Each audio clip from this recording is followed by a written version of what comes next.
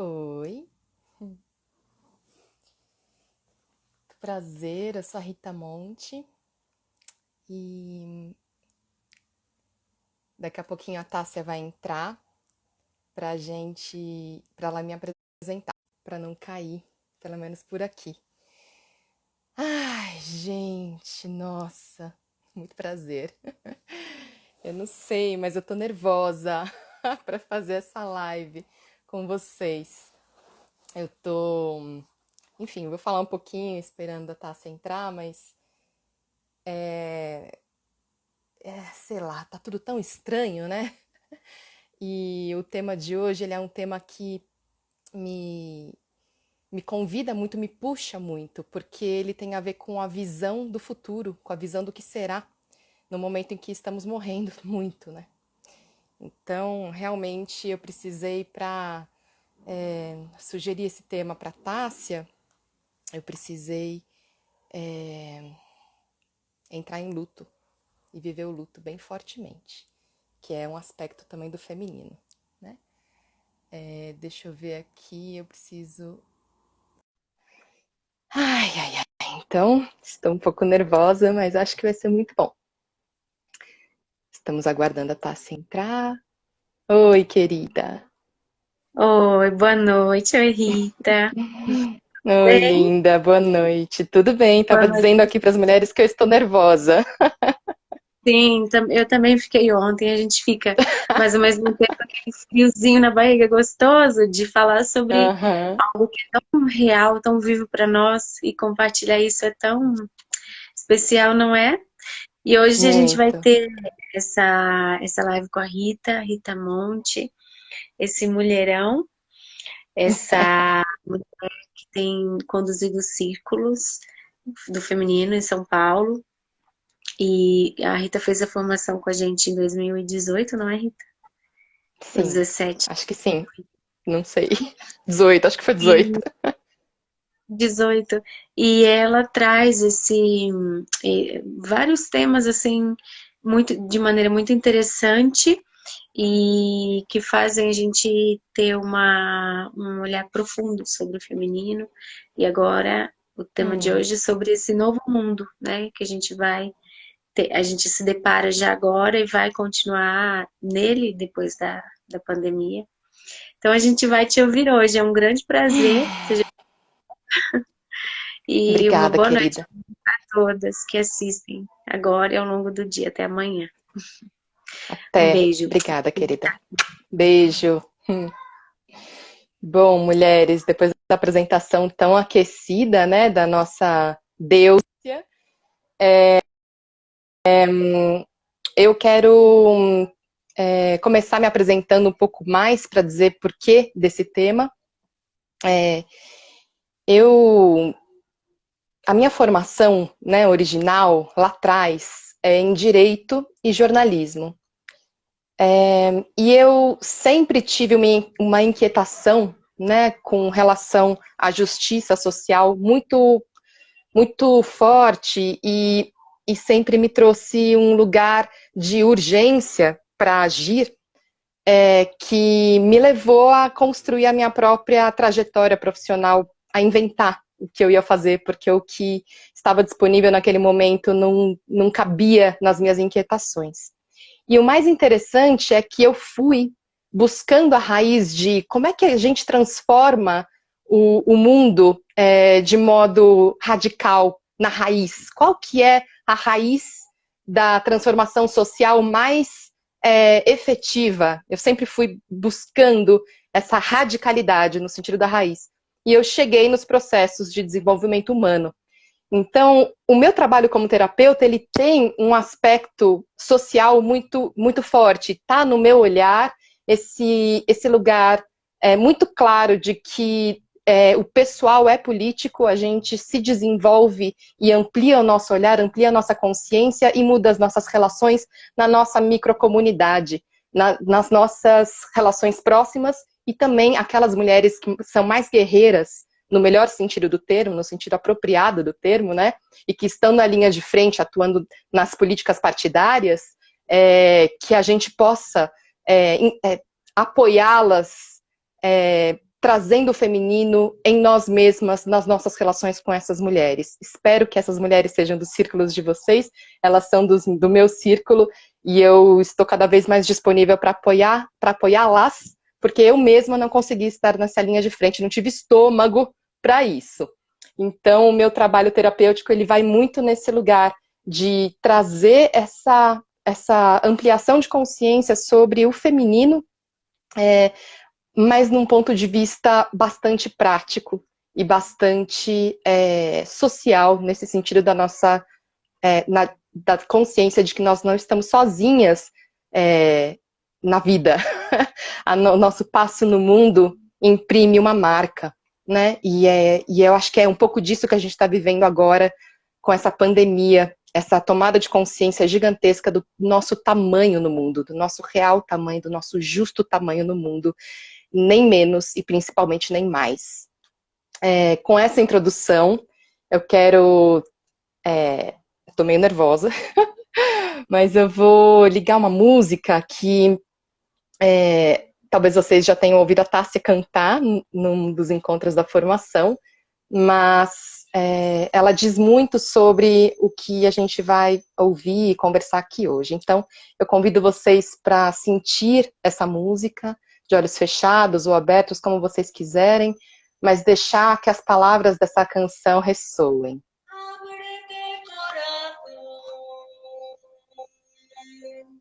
Ábrete sentimiento, ábrete entendimiento. Me digam se está alta, se dá para ouvir. Deja a un lado la razón y deja brillar el sol que se halla en tu interior.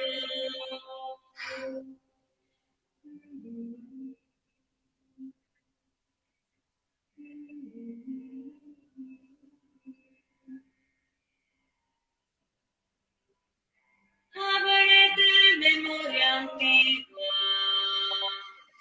escondida en la tierra, en las plantas, bajo el fuego, bajo el agua. Ábrete corazón, ábrete sentimiento, ábrete entendimiento. Deja a un lado la razón y deja brillar el sol que se halla en tu interior.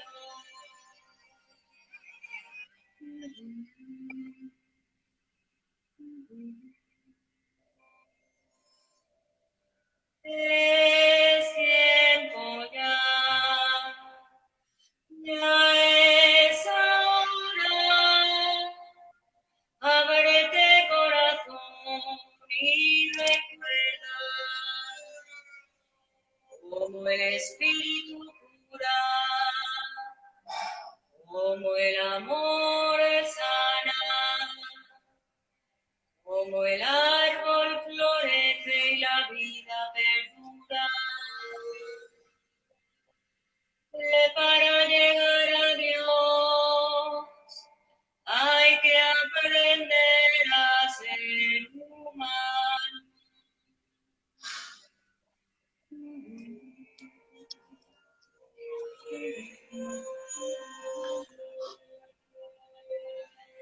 Ábrete Então, eu vou abaixar a música agora.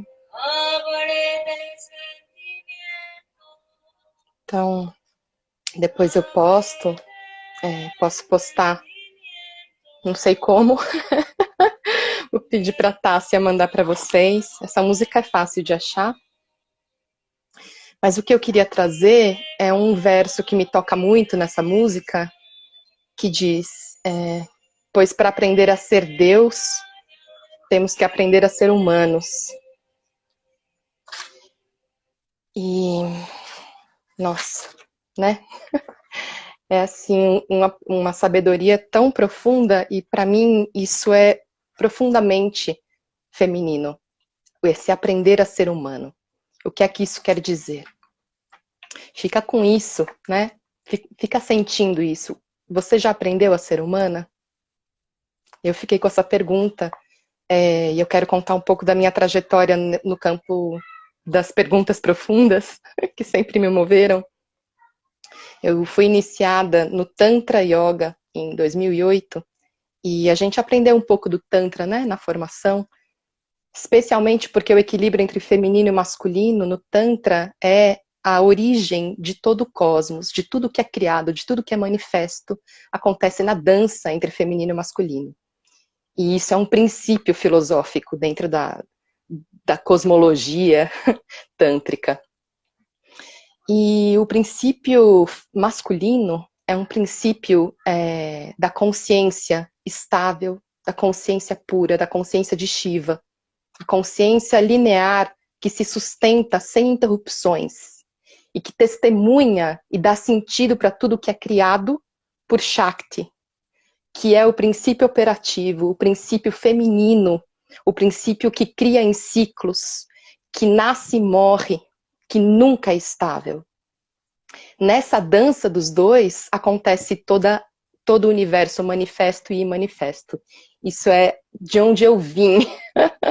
Isso faz parte da formação do meu olhar. Então, quando eu ouço essa canção e ela me diz que para chegar a Deus é preciso aprender a ser humano, eu fico me perguntando, né, se esse mundo em que nós vivemos foi criado a partir dessa dança feminino e masculino. Ou se houve uma preponderância cruel de um princípio distorcido, que nem é o masculino de Shiva. Antes fosse, né, gente?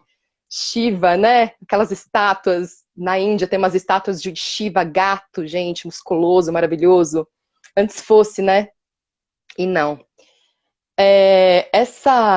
Esse momento, eu não sei se todas vocês têm conseguido estar em quarentena, em recolhimento, em decorrência de uma situação absolutamente fora do nosso controle e do nosso desejo, e no entanto, que veio, me parece, para ficar por mais tempo do que a gente poderia imaginar. E nesse recolhimento, o que eu estou sentindo fortemente é a emergência. Está ficando muito claro em que bases a gente construiu o nosso mundo, esse mundo que está ruindo. E qual especialmente essa história do Shiva manter, né, uma sustentação linear do tempo, que sempre nos pede para nunca parar e para ficar consumindo e produzindo incessantemente, como se isso fosse o correto, e como nós nascemos e crescemos e nos formamos nisso, como isso está ruindo. Não é possível sustentar um mundo, não é possível sustentar um novo mundo apenas em um dos dois princípios, apenas no princípio masculino ou apenas no princípio feminino. Mas o que fica muito claro para mim, e para começar agora a trazer a conversa para a prática, né, para o lugar mais concreto dessa dança de masculino e feminino que pode começar a acontecer nesse novo, a primeira, eu queria que vocês sentissem já o que é que está acontecendo na prática nesse momento de reclusão, em que o tempo linear, esse tempo que não para, esse ritmo incessante, ele parou. Ele parou e não só parou, mas nos convidou para a gente começar a entender que ritmo nos faz sentido. Então, começa a reparar na sua rotina, como é que você está com relação ao seu ritmo? Por onde você se pauta para sentir a passagem do tempo no dia? Isso pode ser um lugar de observação para que você comece a perceber o quanto você estava condicionada, como eu, a um ritmo incessante, por mais que o seu trabalho talvez te nutra, por mais que, sei lá, sua relação amorosa, não sei, aquilo que te puxava para fora, por mais que isso te nutrisse, isso que parou revelou o que quanto ao seu ritmo saudável, tá? Quanto a como você sustenta os seus processos acontecendo, a sua vida acontecendo, com que ritmo. O tempo é um dos fatores mais, para mim, assim, um dos lugares que mais o patriarcado e todas as relações de assimetria de poder, né, entre mulheres e homens, o tempo é o lugar em que isso acontece claramente, o uso do tempo. Eu comecei o meu trabalho, que bom, Gil, eu comecei o meu trabalho com mulheres, como terapeuta do feminino, que me recém-nomeei assim, e algumas de vocês me acompanharam nessa transição, eu sou muito grata por isso. Mas eu comecei o meu trabalho com o feminino atendendo mães, me relacionando com o que é que acontece com uma mulher quando ela se torna mãe na nossa sociedade. E um dos lugares mais práticos de enxergar se essa mulher poderia ter apoio para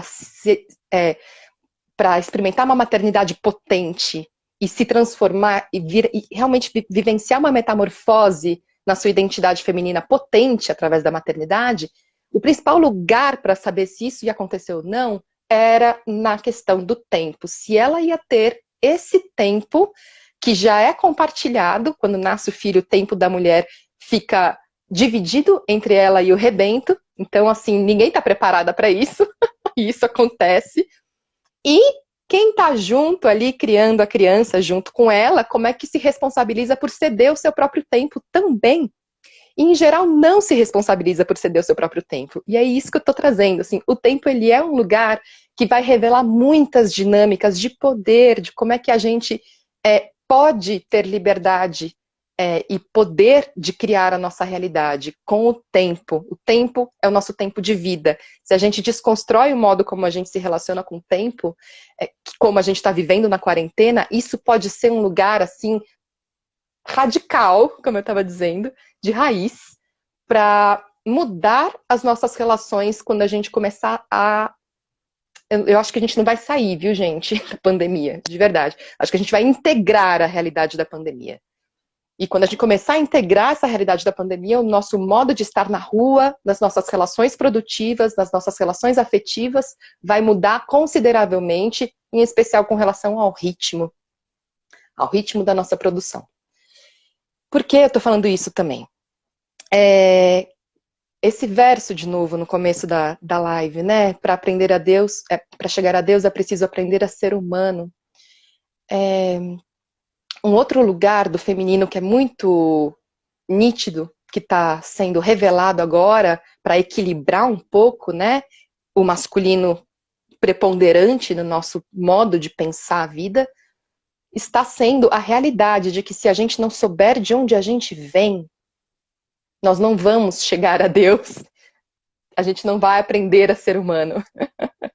A gente não vai criar uma sociedade que minimamente proporcione às suas criaturas condições para expressar as suas potencialidades, né? E ninguém nasceu para sofrer, ninguém nasceu para morrer.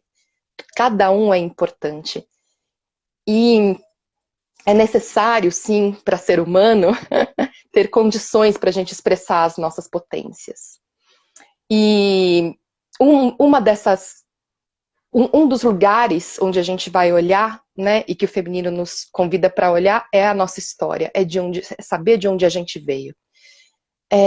Se a gente não sabe de onde a gente veio, e eu nem estou falando apenas de linhagem, não estou falando apenas da sua história, da história das suas mulheres, que é muito importante, fundamental, para a gente se localizar na nossa própria história e desamarrar aquilo que está amarrado e ser livre para falar com a nossa própria voz. Isso é fundamental. Mas para além disso, eu estou falando de sabemos de onde viemos dentro da história do nosso planeta? Sabemos do nosso tamanho aqui, junto com as outras criaturas dessa criação? Por que diabos a gente acha que o ser humano pode... ser humano não. Tem uma frase que eu acho muito maravilhosa, de um pensador tântrico. Depois eu falo, quem quiser me chama no direct para eu passar. Ele diz assim: ele tem um trabalho que chama neo-humanismo. E dentro dessa teoria do neo-humanismo, ele diz cada espécie de vida nesse planeta atribui a si mesmo o mesmo valor que você atribui à sua própria vida. O que nos faz pensar que uma criatura outra teria nascido apenas para se sacrificar para a gente poder, sei lá o quê, se alimentar ou se vestir ou o que for. Esse pensamento de que o planeta Terra existe para servir à humanidade está em colapso. Um vírus que nem célula tem está fazendo a gente ficar em casa, está fazendo o mundo parar. Um vírus está trazendo o nosso real tamanho. Para tudo. A gente sabe de onde a gente veio, a gente sabe o nosso lugar nessa criação, é concreto, não é o espiritual do feminino, na minha experiência como buscadora, é muito concreto, é muito terra, é Shakti, é o princípio operativo, é matéria é mater terra. Olha que bonito. Então, essas perguntas, elas têm implicações muito práticas. Um pensamento, e muita gente já está trazendo, e esses discursos ambientais agora estão saindo, né, dos seus nichos, dos seus lugares pejorativos, né,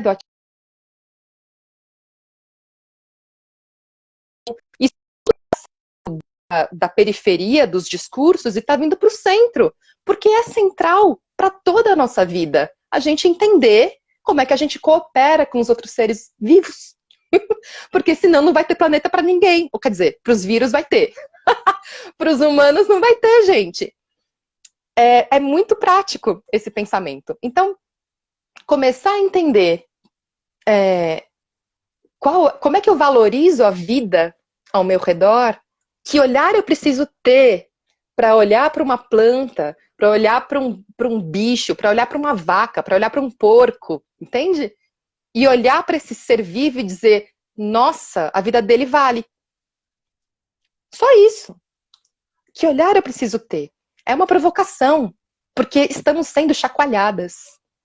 E isso também é muito interessante, né? Como o feminino, ele, em alguns círculos que eu frequentava, vinha com uma aura de gostosinho. Ai, que delicinha, que, né? Que bonitinho, que, sei lá, não sei, estranho.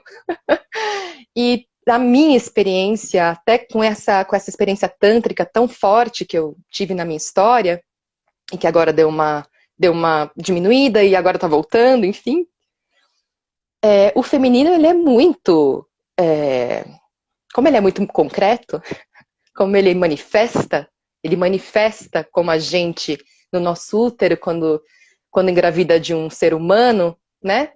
O que não existia passa a existir. O imanifesto sai do véu do imanifesto e vem para o manifesto dentro do nosso útero. Gente, que poder é esse? É um poder de chacoalhar tudo. O feminino está nos convidando para a gente chacoalhar, tirar a nossa terra debaixo da gente, dar aquele terremoto, aquela tremida, ou aquele maremoto, para a gente olhar para o que realmente importa. E o que realmente importa nunca deixou de ser a vida. E não é só a minha vida, nem a sua, é uma vida coletiva. E isso também é algo que me parece que está sendo muito, muito revelado, nomeadamente como feminino, que é a interdependência. Não dá mais para eu estar numa sociedade achando que os meus hábitos de consumo, de tudo, não vão impactar pessoas, enfim, vidas que ainda nem nasceram. Não dá mais para eu achar isso. Não dá mais.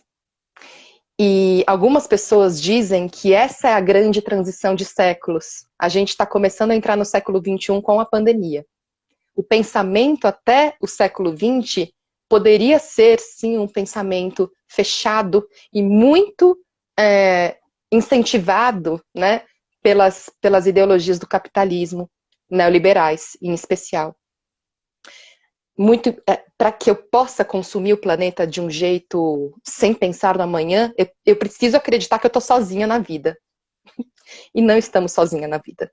Nem na nossa própria vida, nem na história da nossa linhagem, e nisso é muito, muito fundamental que a gente saiba contar a nossa história e honrar todas as mulheres que vieram antes abrindo as portas para nós, e saber que nós somos as próximas da nossa linhagem, portanto a gente pode falar com a nossa voz sim, e isso vai ser bom para todas, isso vai alterar o nosso passado e o nosso futuro, é prático, isso é real.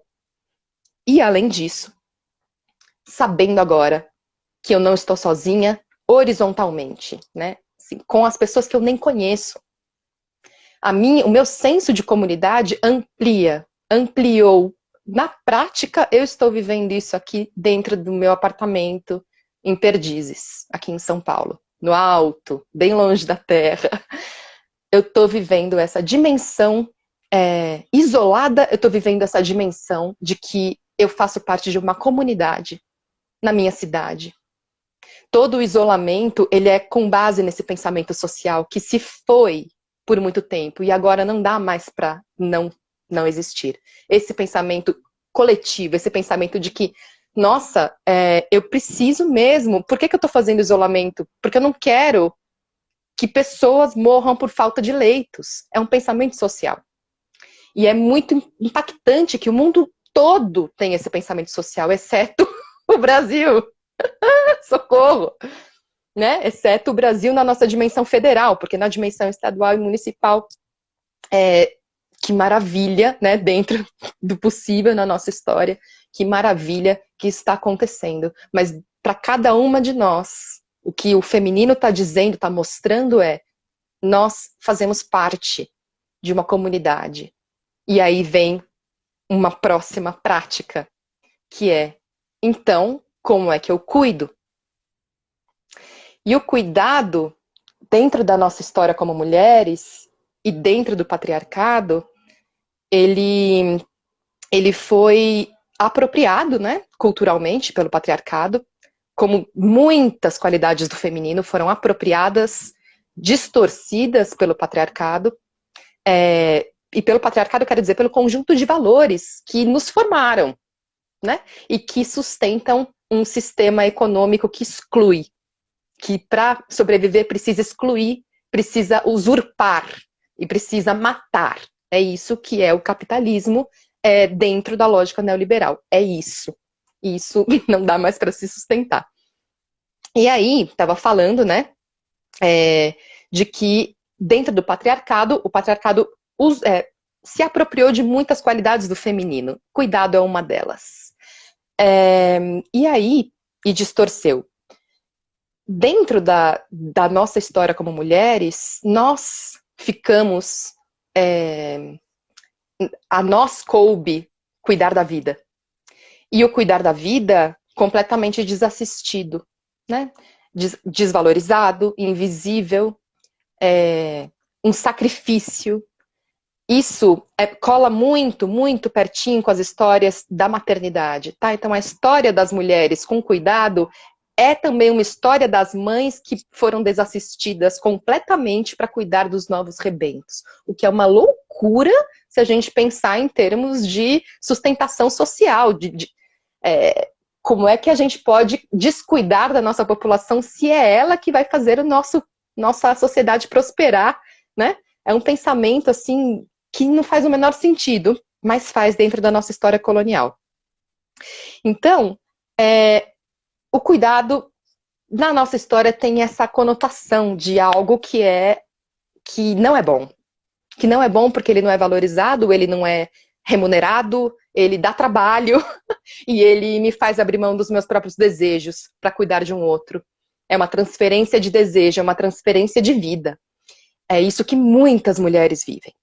Tá, né, impresso no DNA de, sei lá, das nossas avós, pelo menos. Né, das nossas avós para trás, pelo menos. Ai, que história, né?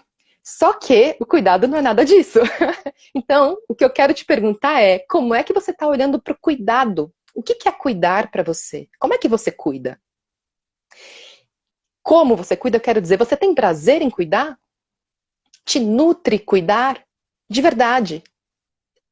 Você presta atenção naquilo que você está cuidando? Para você é uma obrigação? É um trabalho? Eu digo isso porque quando a gente se sente parte, se sabe parte de uma comunidade, o nosso olhar se amplia para prestar atenção em algo mais do que só a gente. E aí, quando isso acontece, pode vir um peso dizendo, meu Deus do céu, será que eu vou ter que cuidar de todo mundo? E não, se esse peso vem, olha para isso. Não. O que me parece que está começando a ser semente de uma nova prática de cuidado, de trazer o cuidado para o centro das nossas práticas, inclusive econômicas, é que cada uma de nós, e que cada um de nós, saiba o seu próprio tamanho e saiba até onde você pode cuidar. Então, por exemplo, se eu posso cuidar do faxineiro do meu prédio que não foi dispensado, não pode ficar em casa, e aí me embarga a voz toda vez que eu abro a porta, porque ele coleta o lixo dos apartamentos. Ele coleta o lixo porta em porta. E o homem está visivelmente apavorado, e com razão. Aqui em São Paulo, com razão. Então, como é que eu cuido desse homem? Porque ele me toca, ele me é da minha responsabilidade. Ele está servindo, ele está me servindo. Como é que eu troco isso com ele? O que eu posso fazer? Eu não posso chegar e causar uma desobediência civil no meu prédio e dizer, não, você vai embora, você não vai ficar... Não me compete fazer isso, né? Pagar o salário dele sozinha, como eu estou pagando da minha diarista já há 2 meses sem ela vir, porque isso é o mínimo que eu posso fazer nesse momento em que eu tenho minhas reservas financeiras também para fazer isso. Eu não posso fazer isso por ele. Mas o que eu posso fazer por ele? Esse é o pensamento. Qual é o meu tamanho? O que eu posso fazer do meu tamanho para cuidar? E como eu faço isso? Sempre quando ele bate a minha porta, eu pergunto, como você está? Genuinamente. Eu olho nos olhos desse homem, conecto com ele e pergunto, como você está se sentindo hoje? E ele pode falar algumas coisas para mim. Outro dia ele chorou. Ele consegue desabafar. Ele fala como está sendo nos ônibus. Outro dia eu tinha feito uma fornada de cookies e tinha acabado de sair do forno e ele, obviamente, né, foi tão gostoso isso, eu disse, e aí, quer um cookie? Ele na hora aceitou. Claro que eu quero. E assim a gente vai tecendo relações afetivas, porque isso também é cuidar. Não precisa ser sofrido e não precisa ser pesado. Mas é necessário que exista essa atenção para além da gente. Porque é isso que está acontecendo agora. Esse é o grande chamado. E como é que isso pode alterar a nossa vida quando a gente começar a integrar a pandemia como uma realidade? E talvez essa não seja a única pandemia, gente. Talvez a gente tenha entrado a gente entrou numa nova era, isso é fato. O ecossistema está reagindo, está trazendo limites.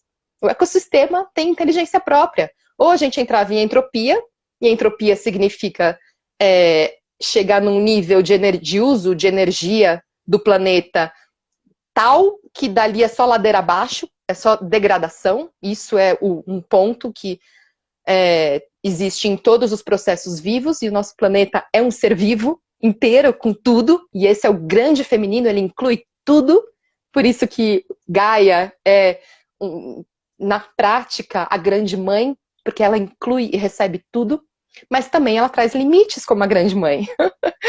E a gente vai precisar incluir esses limites, né? E aí dentro desses limites, os cuidados estarão muito presentes.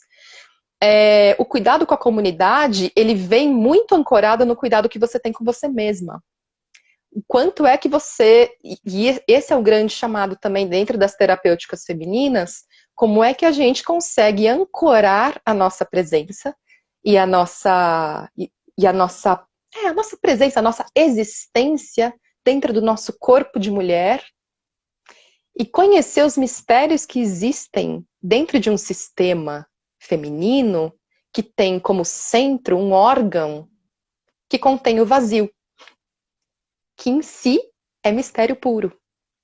e que em si é o princípio de tudo que pode ser criado e recriado, o vazio. Você já se apropriou do seu vazio? Você já ficou instigada pelo seu próprio poder de criar?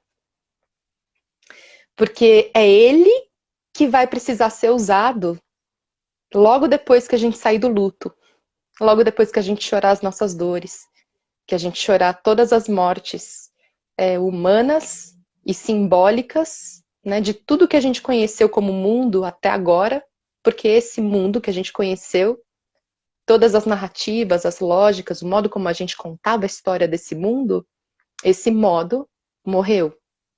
E é importante e fundamental para que nós mulheres possamos ocupar o nosso lugar nesse momento, que é um lugar de potência, o lugar de honra da mulher, que é o de criar, para que a gente possa criar esse novo mundo, a gente precisa morrer primeiro. E aí, nesse sentido, eu quero trazer mais algo bem prático. E o meu prático, vocês estão vendo, ele é um prático filosófico, porque essa sou eu. Para mim, os princípios, eles são muito práticos, os princípios profundos, né, de como a vida acontece. Eu acho que vocês estão familiarizadas, né, muitas de vocês, com o ciclo criativo. O ciclo criativo é o jeito como eu chamo. Os ciclos lunares, né, o ciclo menstrual e os arquétipos lunares. Para mim, esse arquétipo, esse ciclo, né, que vai da lunação, quando a gente menstrua, quando a gente sangra sem morrer, né, e passando pela donzela, chegando na mãe, que ovula, passando pela feiticeira, né, que fica ali pesando, vendo, aprendendo com o que aconteceu na ovulação. Enfim, todo esse ciclo para depois sangrar e morrer, todo esse ciclo para mim é um ciclo criativo, é um ciclo de como nós criamos tudo, qualquer coisa, inclusive bebês. Para a gente chegar... isso é uma coisa. É tanta coisa, gente, para falar, né? O feminino é tão maravilhoso, mas enfim, deixa eu continuar aqui esse pensamento da criação. Para mim, o novo, como eu estava dizendo, ele só vem se adubado pela morte. A gente pode ver isso acontecer num broto, num brotinho, sei lá, em qualquer planta de vaso que você tiver. Você vai conseguir ver que morte e nascimento coexistem. Não é uma coisa, não é uma sucessão, é uma simultaneidade. E isso é uma coisa que a nossa cabeça não consegue alcançar muitas vezes, mas que a gente consegue sentir. Que enquanto eu tô morrendo, eu tô abrindo espaço para algo nascer.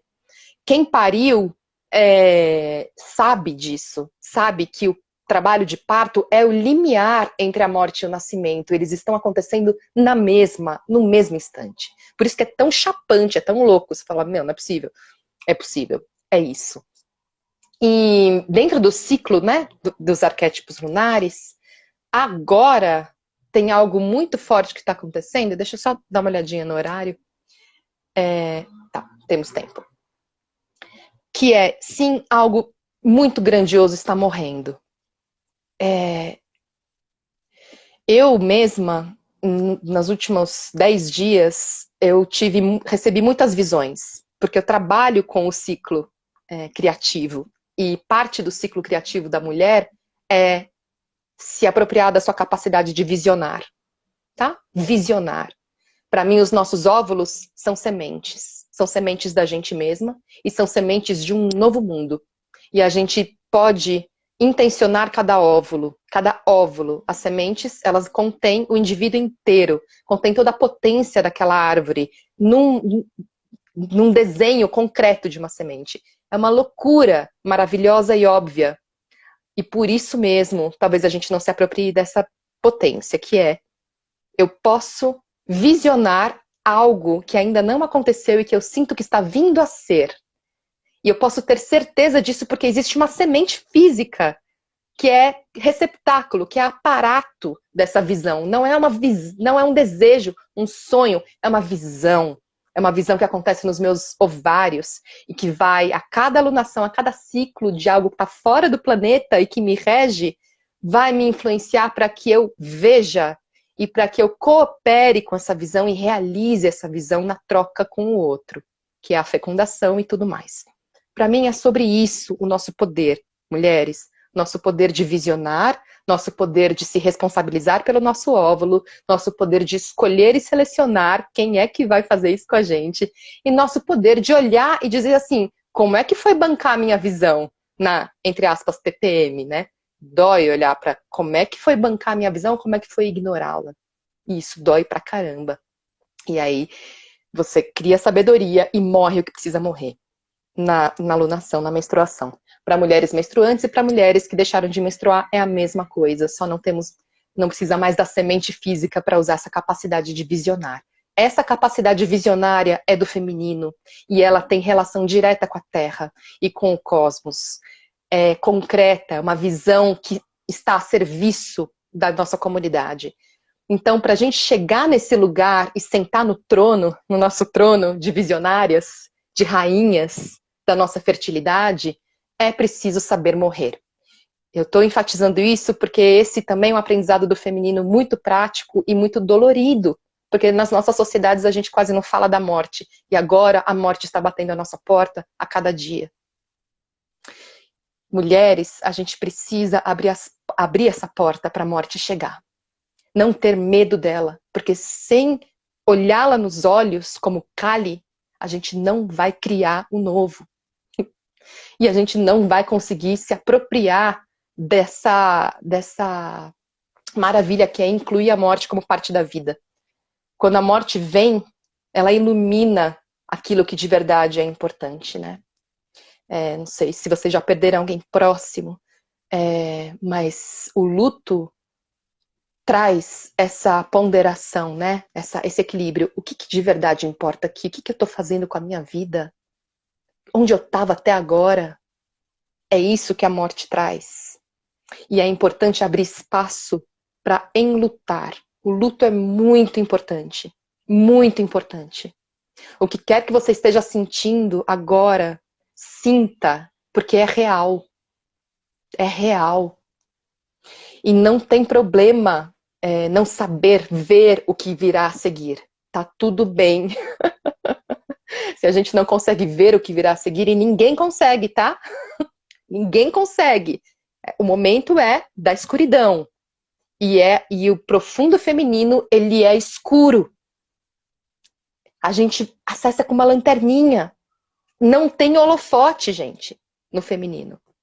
É outra inteligência para acessar a sabedoria do feminino. E aí sim a gente vai conseguir entender o que é intuição, afinal de contas.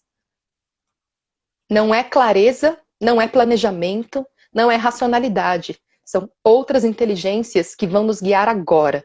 E nós, mulheres, temos acesso a isso, a elas, no nosso corpo físico. Então, para algo manifestar no corpo físico, gente, é porque a intenção do projeto divino foi muito clara. Para este ser aqui, que tem um vazio no centro, vamos atribuir um lugar de visionárias e criadoras para toda a comunidade, como era antes do patriarcado. Não tenhamos medo da morte. A morte é um dia que vale a pena viver. Tem um livro assim. Exatamente. Não tenhamos medo da morte, gente. Não tenhamos medo da morte. A morte está dentro do nosso ciclo criativo. Se a gente nunca tinha visto a bruxa tão de perto assim, pois agora é hora da gente entrar na bruxa muito, muito humildemente. Com muita humildade. Porque é muito maior do que a gente. Esse momento é muito maior do que a gente e é importante que a gente esteja desperta para viver de olhos abertos e no tanto que a gente consegue sustentar tantos sentires. Porque existe o que a gente está sentindo e existe a dor do mundo. Existe um luto mundial. Isso está acontecendo.